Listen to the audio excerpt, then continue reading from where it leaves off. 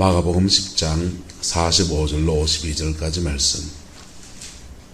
인자가 온 것은 섬김을 받으려 함이 아니라 도리어 섬기려 하고 자기 목숨을 많은 사람의 대속물로 주려 함이니라. 그들이 여리고에 이르렀더니 예수께서 제자들과 허다한 무리와 함께 여리고에서 나가실 때에 디메오의 아들 맹인 거지 바디메오가 길가에 앉았다가 나사렛 예수시란 말을 듣고 소리질러 이르되 다윗의 자손 예수여 나를 불쌍히 여기소서 하거늘 많은 사람이 꾸짖어 잠잠하라 하되 그가 더욱 크게 소리질러 이르되 다윗의 자손이여 나를 불쌍히 여기소서 하는지라. 예수께서 머물러 서서 그를 부르라 하시니 그들이 그 맹인을 부르며 이르되 안심하고 일어나라 그가 너를 부르신다 하매 맹인이 겉옷을 내버리고 뛰어 일어나 예수께 나아보거늘 예수께서 말씀하여 이르시되 내게 무엇을 하여 주기를 원하느냐. 맹인이 이르되 선생님이여 보기를 원하나이다.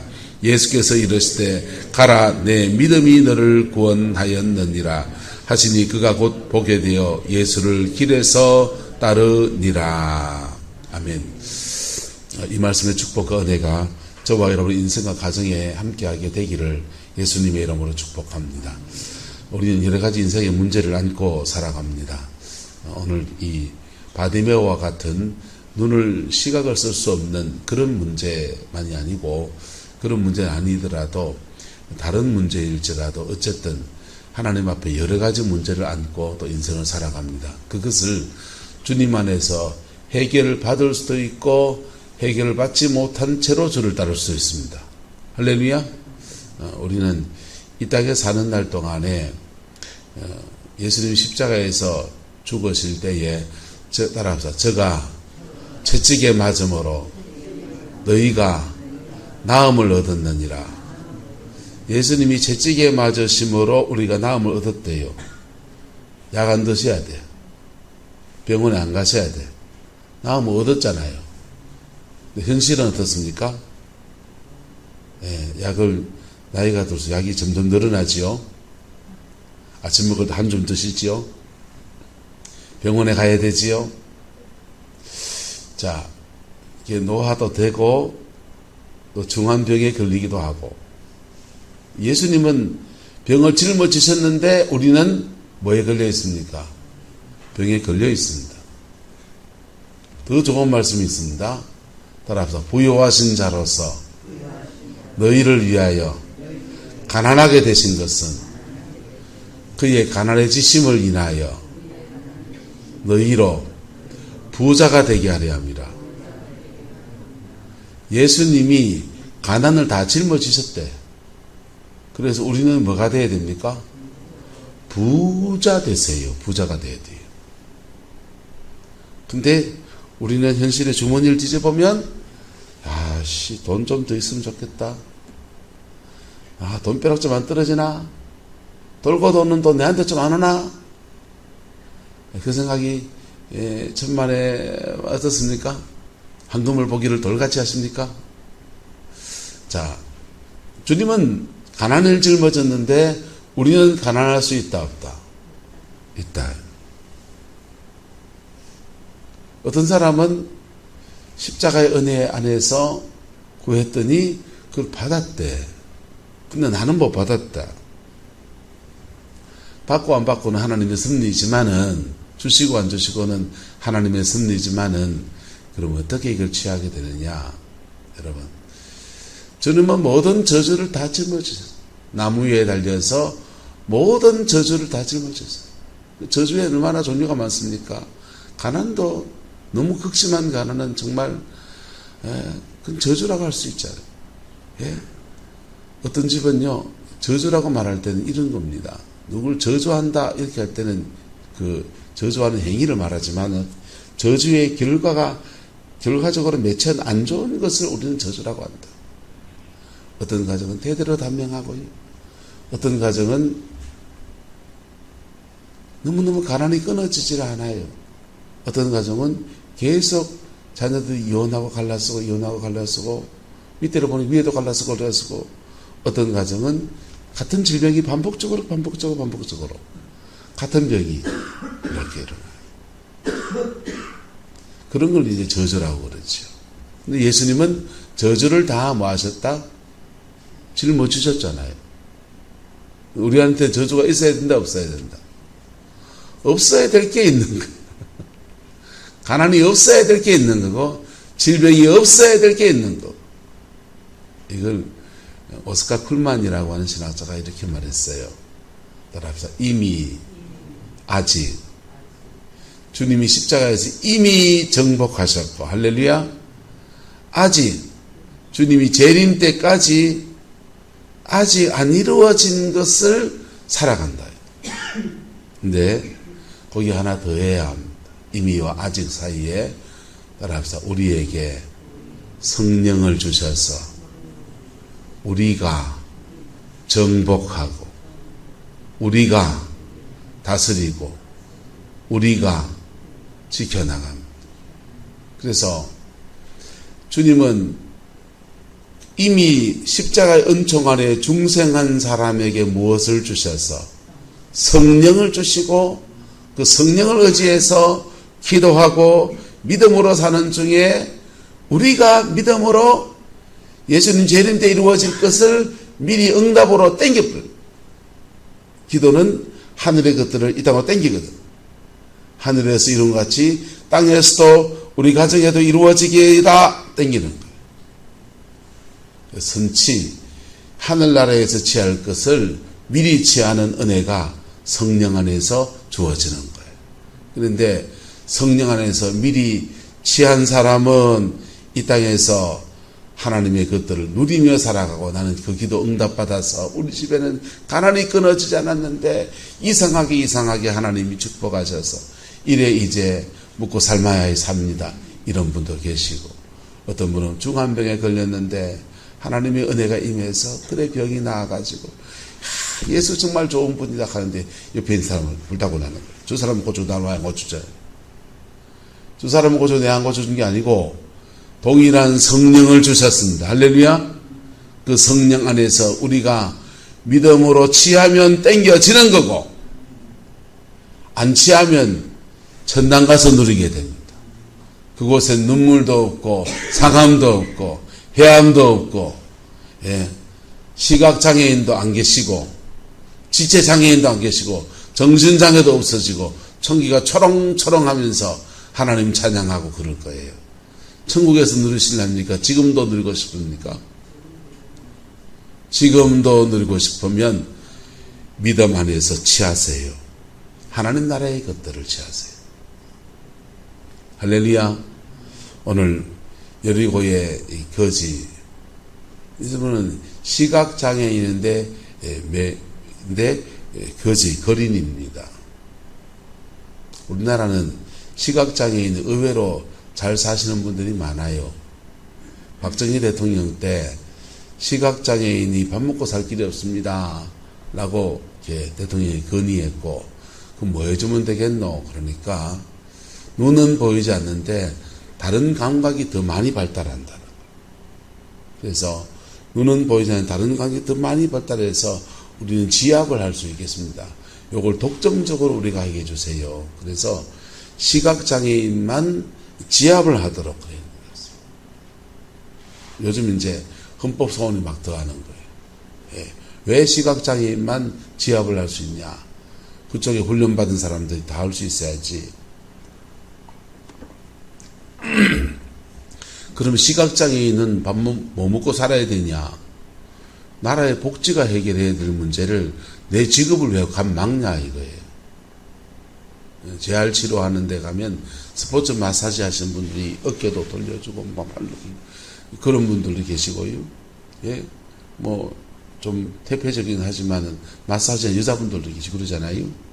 그렇게 다양한 직업 안에서 이걸 택할 수 있어야지 왜 그분들만 그걸 택하게 하느냐. 독점적인 지위를 가져서 꽤나 잘 사시는 분들이 이렇게 시각을 장애 입은 분들이 꽤 많아요. 근데 예수님 당시에는 시각장애인이 된다 할 때 밥 먹고 살 길이 없는 겁니다. 그래서 이분은 길거리에서 구걸을 하면서 살아갑니다. 이분의 원래 이름은 디메오라고 하는데, 디메오가 바디메오라고 하는데, 바디메오가 이름이 아니에요. 디메오의 아들 바디메오라 했습니다. 바는 뭐냐면 아버지란 뜻입니다.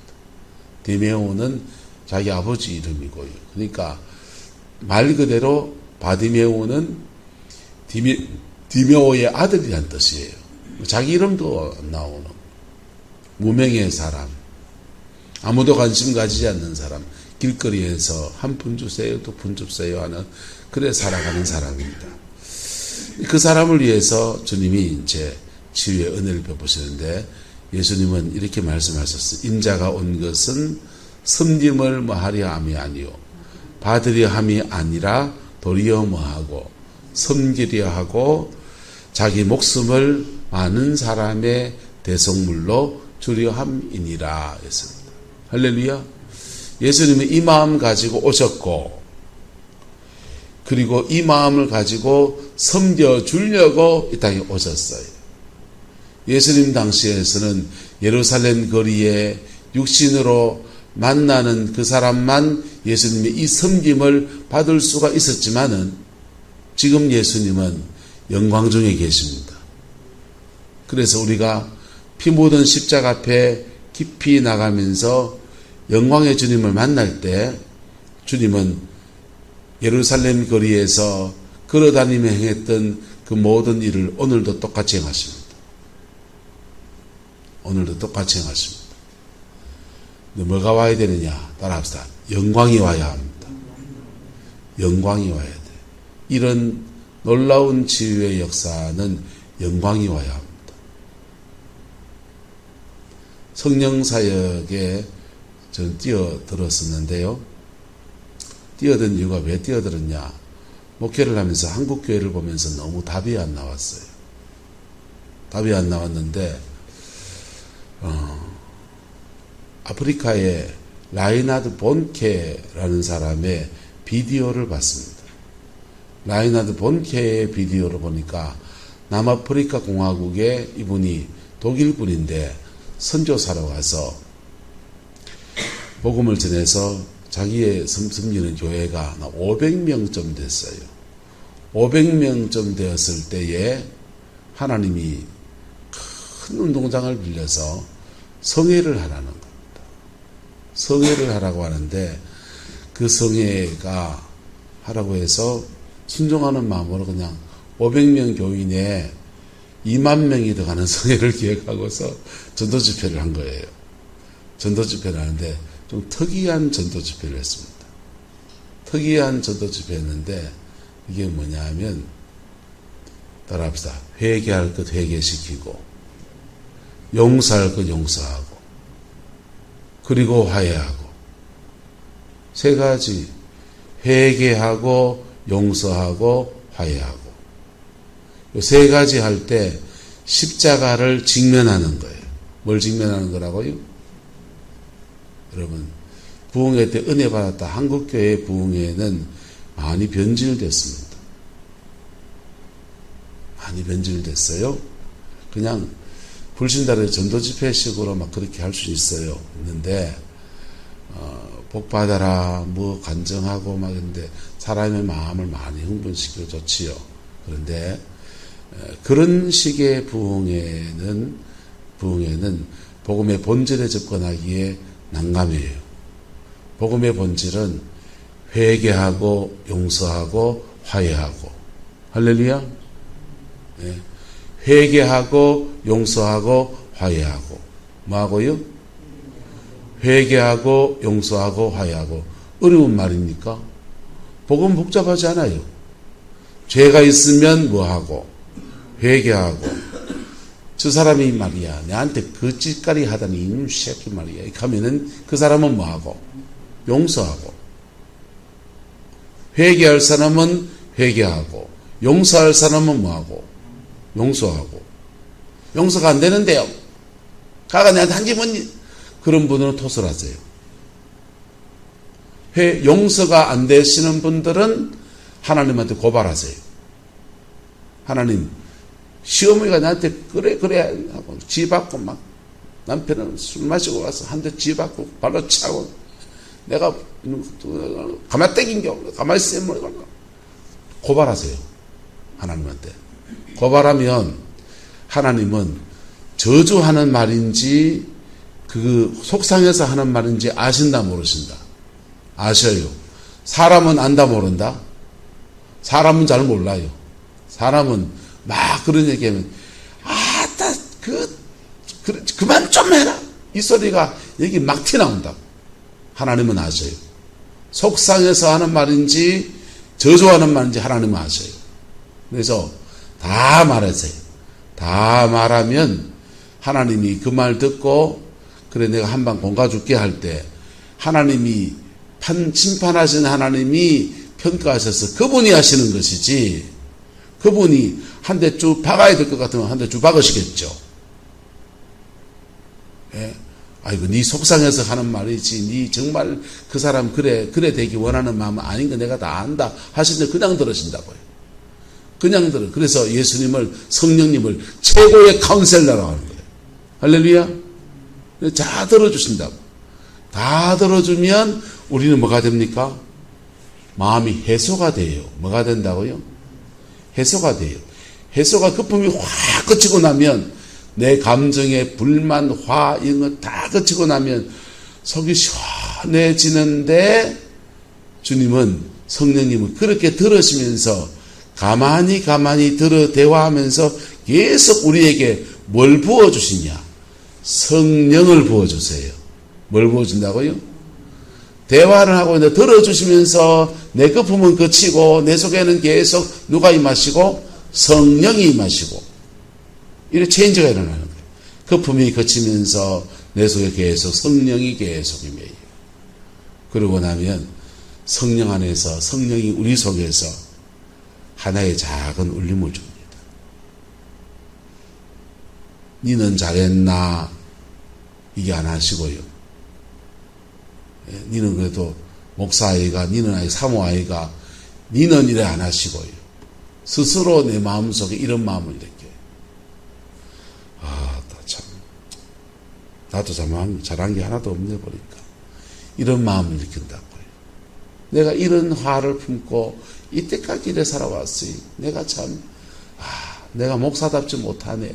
스스로 자기 안에 이런 자책하는 마음을 일으켜준다고.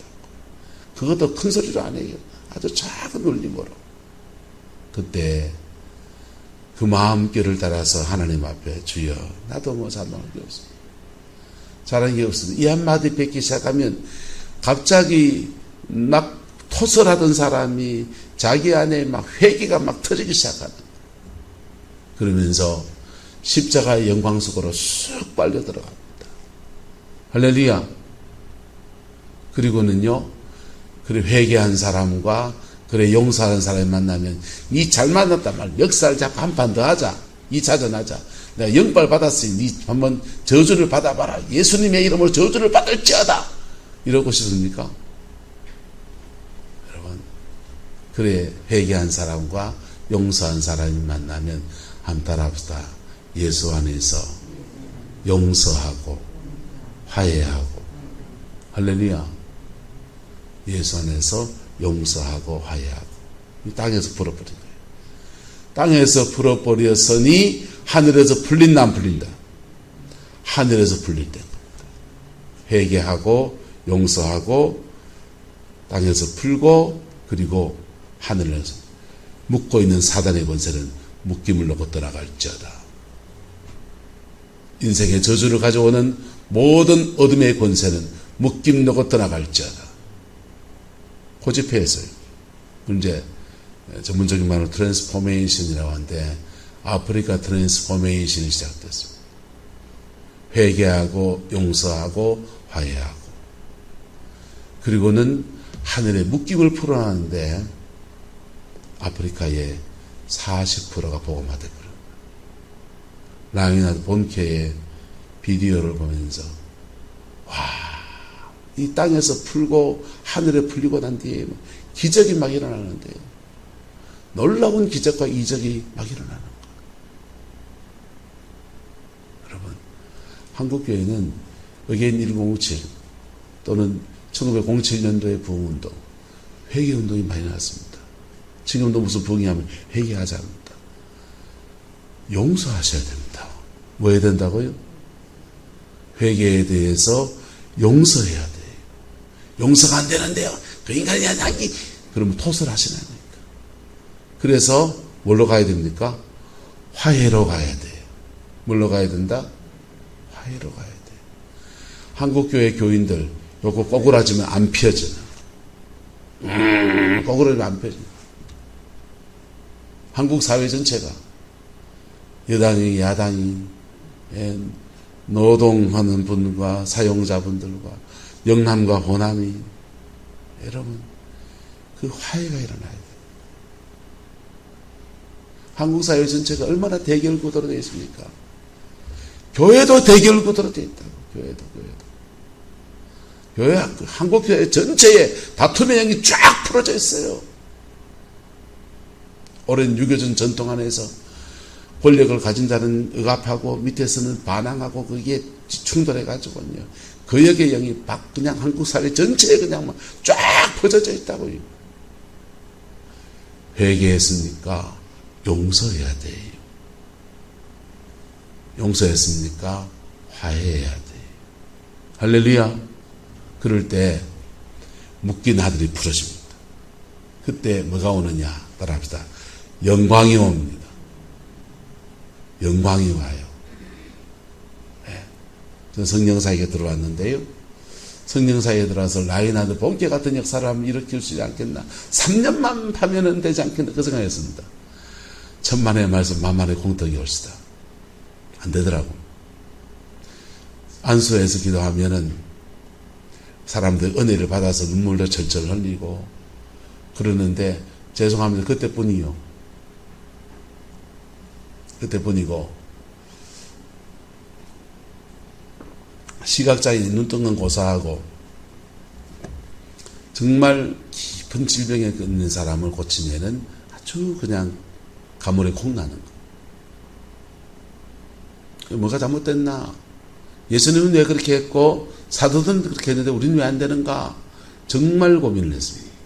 정말 고민하다가 무릎을 탁 친 게 부활의 복음이라는 거 들으면서요. 주님은 부활하셨고 하나님 보좌우편에 열선제배하고 지금 계신 게 아니라 지금도 우리 안에 계신다.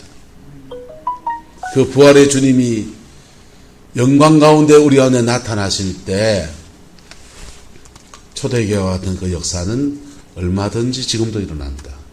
실제로 일어나고. 그 영광이 언제 오느냐? 그 영광이요.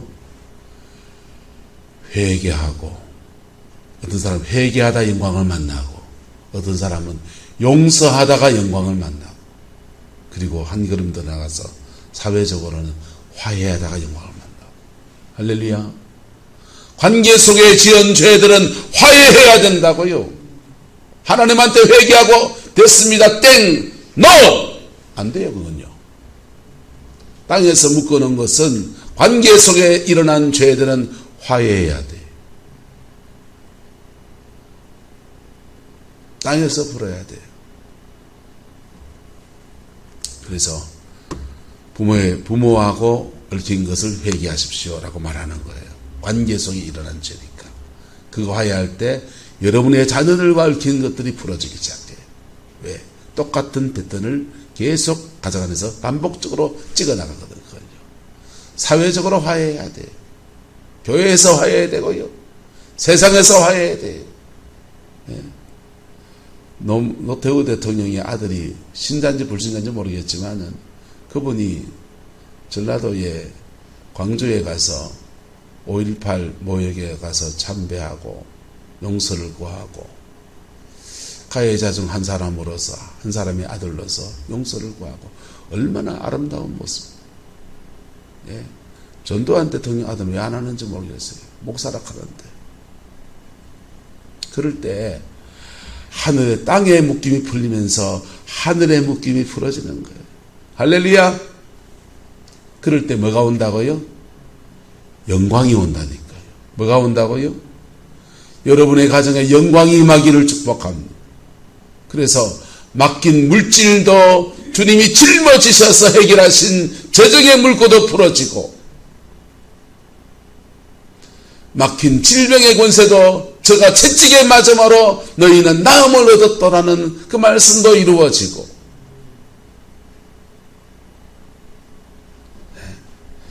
내가 곧 길이라고 하는데 인생길 막혀서 고민하고 번민하고 이 길 가야 돼, 저 길 차라리 돌아가야 되나, 그 고민의 밤도 끝나고 주님의 은혜 아래서 풍성해지게 되기를 그리스도의 이름으로 축복하고, 예수님은 그걸 이루실 때 우리에게 두 가지 은혜가 이루어집니다. 따라합시다. 생명과 풍성. 생명과 풍성. 목사는 좀 다르죠. 목사는 사명자니까. 하나님, 나의 풍성은, 원 목사의 풍성은 목회가 대박 나는 거지요. 내 사명이니까. 여러분의 풍성은요, 여러분 가정에 평강의 은혜가 충만한 자녀들 안에서, 목회길 걷는 자녀 안에서 하나님 형통의 은혜를 주시고, 여러분 각자의 풍성은 그래 다른 거예요. 저와 여러분 인생과 가정 안에 이 은혜가 풀어지게 되기를 예수 이름으로 축복합니다. 예수 안에서 천국의 것들을 믿음으로 취하십시오. 기도하면서 취하세요. 기도하며 취하다 보면, 구하다 보면 하나님이 이거 풀어라 할 때 있습니다. 그거 푸세요. 그거 풀 때 확 풀어지는 거예요. 예. 본문 다 못 나가도 말 나오는데 이 말 정리합시다. 안영원 목사님이 40일 금식을 3번 하셨어요. 3번 하셨는데 왜 금식을 했냐? 첫 번째, 신학교 이렇게 다니다가 교회에 전사를 있었습니다. 자기 출신 교회에, 경주 모량교회에 전사를 있었는데, 그 장로님이, 수석 장로님이 자기 큰아버지고, 담임 목사님은 이제 학교 선배긴 하지만 장 목사님이시고, 근데 부교육자로 교육전사로 이렇게 섬기고 있는데, 수석 장로님하고 목사님하고 두 분 사이가 좀 불편해진 겁니다. 두 분 사이가 불편해지는데, 이 조카가 거기 전사를 있으니까 굉장히 중간에 끼어가지고 애매한 거. 되게 난감하고, 처신하기도 난감하고. 그래서 그걸 이제 교회를 사임했어요. 교회를 사임하고, 그리고는 이제 양쪽 다 불만이 있지. 큰아버지는 왜 그랬을까 불만이 들고, 담임 목사님은 담임 목사님대로 한테 불만이 있고, 막 이런 불만을 가지고 와서 목회 안 한다 하면서 영남대학교 앞에 식당에 가서 그 웨이트하고 이런 걸 했습니다. 그런 일을 하고 있는데 바깥에 거리를 보다 보니까 본인의 눈에 죽음의 영이 저벅저벅저벅저벅 달려오는. 그래가지고는 깜짝 놀라가지고, 여러분, 영이라고 하는 것은 우리를 덮칠 때는 보여요. 그게요. 임종을 맞아서 영 안이 열린다고요. 죽음의 영이 다가온, 죽을 때가 된 거예요. 젊은 날에 장가도 갔을 때입니다. 그래가지고는 놀래가지고 살아보겠다고 오산리 금식기도원에 가서 기도의 보따리 풀고 40일 금식을 들어갑니다. 40일 금식을 하고 있는데, 기도하다가 막 은혜가 임하면서 막 기도가 들어가고 기도 깊어지는데, 한 고비를 딱 지나가는데 요거에 넘어가지 않는 거예요. 예, 기도한 사람 하면 무슨 말인지, 기도가 한 고비를 안 넘어가는 거예요. 안 넘어가지니까 끙끙 앓고 있는데 마음에 감동이 옵니다. 그 당시에 목사 성동정 목사님한테 편지를 써라. 그래서 기도하다 말고 성동정 목사님한테 편지 쓰라니까 안 넘어가지니까 할 수 없이 끙끙 앓다가 그 기도원에서 금식 기도하는 중에 편지 씁니다. 편지 쓰고 용서를 구하는, 그때 본인이 사임하는 바람에 그 목사님은 더 어려워졌어요. 더 어려워지고, 내 때문에 불편해진 것들에 대해서 용서를 구하고, 뭐 특별하게 잘못한 건 아니에요.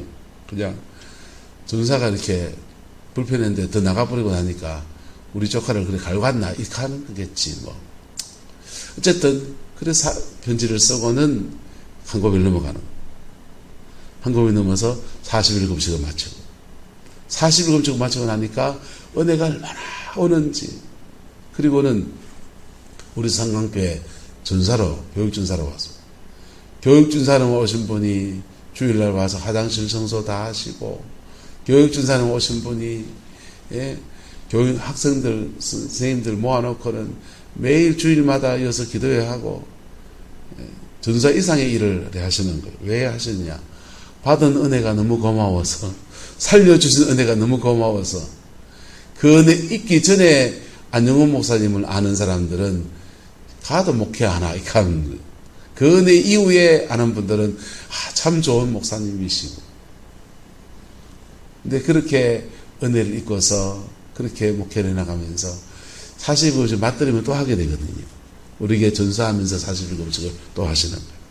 또 하시는데 집에서 금식하시다가 기도원에 가서 금식해야 되겠다. 가까운 여기 어딥니까? 양산에 감림산 기도원에 금식을 하고 있는데, 감림산 기도원에 기도하러 탁 갔는데 마침 원수는 어디서 만난다? 외나무 다리에서 만나. 성동경 목사님이 거기 강사로 오셨죠. 그분을 뵙는 순간 얼음이 되어버렸습니다. 꽁 얼어버렸습니다. 편지는 썼는데 얼음이 꽁 돼서 기도가 한 발짝도 못 들어가요. 주님이 또 마음에 감동을 주십니다. 성동경 목사님한테 가서 무릎 꿇고 기도를 받아라. 내가 왜요? 좋아하는 목사님도 천지고, 대한민국의 훌륭한 목사님도 천지고, 내하고 안 얽힌 좋은 목사님도 천지인데 왜 그분한테 기도를 받아야 되는데요? 하는데 그가 기도를 받아라. 근데 기도는 한 발짝도 안 나가고, 그래라 그냥 순종하는 마음으로 앞으로 쫓아가서 목사님 기도해 주세요. 기도 받고요. 그 사실을 무사히 끝내고요. 그리고 목회길 제대로 이제 걸어가시는 거예요. 할렐루야. 땅에서 푸는데 돈이 들었습니까? 뭐 했습니까? 이분 돈이 든 건 없어요. 자존심을 고비고비마다 꺾어야 됐죠. 그럴 때마다 하나님의 그 영광이 그에게 임하신 거예요. 할렐루야. 주님의 영광이 여러분의 가정에 임하기를 축복합니다. 주님의 영광이 여러분 육체 안에 임하기를 축복합니다. 누구한테 기도받아서 영광이 임하는 거요? 잘 안 일어나요. 대한민국에 그런 사람 몇이 없어요. 어느 목사님 만나면 인생 발자 고치겠지? 별로 기대할 수 없습니다. 저는 목회자 되기를 합니다. 여러분, 그러나 부활의 주님은 오늘도 역사하십니다. 영광 가운데 임하십니다. 깊이 회개하고 용서가 안 되는 끙끙하면서 그 고비를 넘어가면서 토설하면서 용서하고 회개하고, 그리고 화해할 때, 관계 속에 화해할 때 관계 속에 주시는 회복을 주셔서 가정이 회복되고, 관계 속에 할 때 교회도 사람 관계잖아요. 관계 속에 화해할 때 교회에 부흥을 주시고, 관계 속에 화해할 때 이 대한민국 전체에 놀라운 은혜를 주시는 거예요. 성경 말씀에 그래서 형제가 연합하여 동거함이 어찌 그리 선하고 아름다운고, 머리에 있는 보배로운 기름이 흘러내려서 아론의 옷깃에 수염을 적시고 옷깃을 적신 같이, 헐몬의 이슬이 시온의 산들에 내린 같이, 여호와께서 거기 복을 명하셨으니 영생이다. 그 영생이라는 말을 저는 영광이다 이렇게 바꿔 말하고 있습니다. 하나님이 거기 복을 명하셨으니 영광이로다. 할렐루야. 그 영광이 저와 여러분의 임하기를 축복합니다. 오늘 이 바디메오는 예수님으로부터 극진한 은혜를 입어서 영광 가운데 그의 눈이 떠져서 전혀 새로운 인생을 사는 은혜를 입게 되었어요. 바디메오가 회복되는 과정은 내일 나누겠습니다. 그래서 저와 여러분 인생 안에서 이 바디메오처럼 성경의 주인공이 아니라 내 인생의 주인공으로 주님이 역사하시는 은혜가 있게 되기를 그리스도의 이름으로 축원합니다. 기도하겠습니다.